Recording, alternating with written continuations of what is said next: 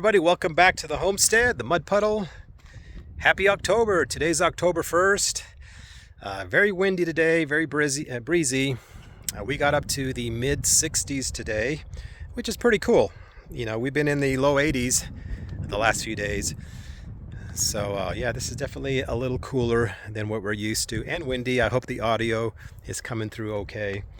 I'm standing next to this tree, hopefully to block some of the wind. But let's see what's been going on. We finally got our firewood all ready to go. We have about 2 cords of firewood. Here's a picture of it. It's inside our barn, and I cover it with a large tarp to keep it nice and dry. But we're ready for the winter as far as firewood goes. This will be our 3rd winter out here at the homestead. And some of you folks out there that live in colder climates, you know, the northern states, maybe Alaska, are probably laughing at my 2 cords, but you know, this is all we need out here. This is all we've used for the last 2 winters, so we're excited about it, that we're ready. It was a big chore, but we got it done. Let's see, we're excited to get the wood stove going. You know, the smell and just the warmth. You know, firewood warmth, I guess is how you say it, I don't know, is a different type of heat. I don't know, it's kind of hard to explain. It just kind of encircles you like a warm blanket, and I'm kind of looking forward to that. Let's see, we have had a sneaky little thief in our garden. We made the assumption that it was probably a pack rat. Some of our squash has come up missing. One of our pumpkins was eaten, and our chicken eggs. You know, we've been finding cracked eggs, half-eaten eggs, and things like that. So again, we assumed it was a pack rat or something. Really windy, guys. I hope my audio is okay. So anyway, I was out by the chicken area a couple of days ago, and I saw it. It was a squirrel. It wasn't a rat. It was a squirrel. And it saw me, and it took off running up the side of the hill. So I ran inside, grabbed my .22, and I went up the side of the hill, and I sat up there for about an hour. Really quiet, you know, hoping to see it come back down, but it didn't. I didn't see it, so we decided to set a trap. So we set the trap right next to where I had seen the squirrel, next to the chicken coop. And yeah, this morning, here it is. Here's a video of it. We got that little sucker, and we did a little bit of research.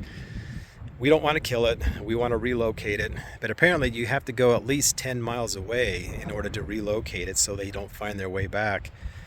It sounds a little extreme, 10 miles, but you know, I guess that's what we have to do. So I think tomorrow morning we're going to take a drive at least 10 miles and find a new home for it. But I believe we're going to reset the trap just to make sure that there's not other squirrels around or other critters that are coming around.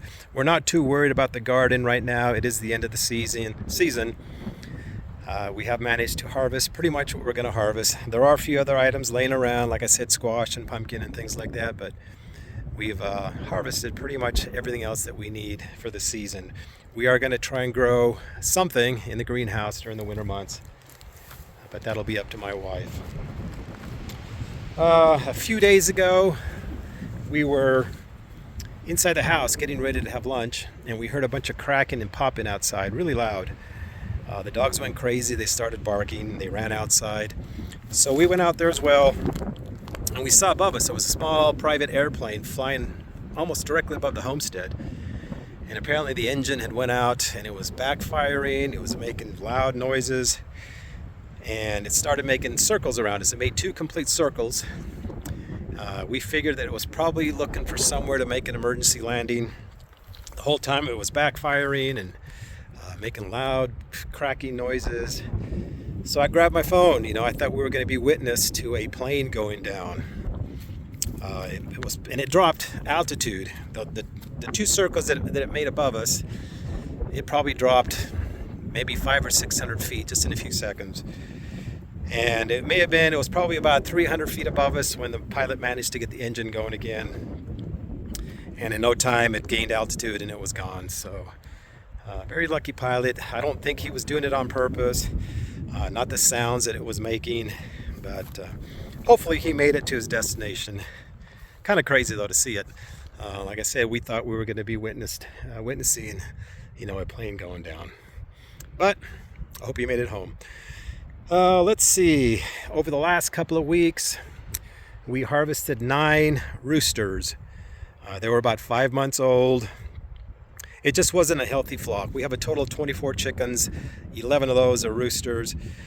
So it just wasn't healthy. They were harassing the hens too much.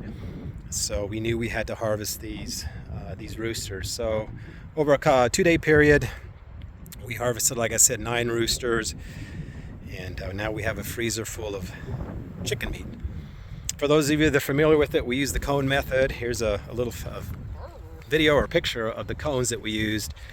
If you're not familiar with it, what you do is you place chickens, hens or roosters or whatever, head first into these cones. So their head comes out of the bottom. You do what you got to do, and we had to do it. Instead of plucking them, we decided to skin them. I believe it's a much cleaner and quicker process. We can do a whole chicken in about 5 minutes or less. And it's something that we had to do, and that's part of the deal, guys. I don't like killing things, but that's part of the deal. If you want to live this way, eventually, we want to become self-sufficient 100% or as close to it as possible. And this was a good practice run. So, we've got 3 roosters left, and I don't know, maybe about 10 hens. So we're going to keep an eye on them.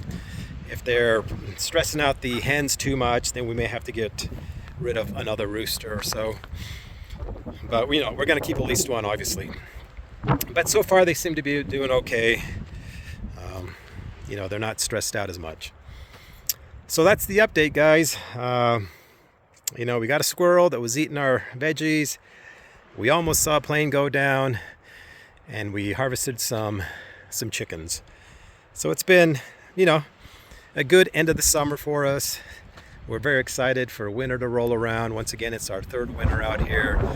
Not that we're pros, but we kind of know what we're doing as far as keeping warm, keeping ourselves fed, and just enjoying the winter. We're very fortunate to be living in this part of Arizona, northern Arizona. We get to experience all 4 seasons, but they're not as extreme as most places.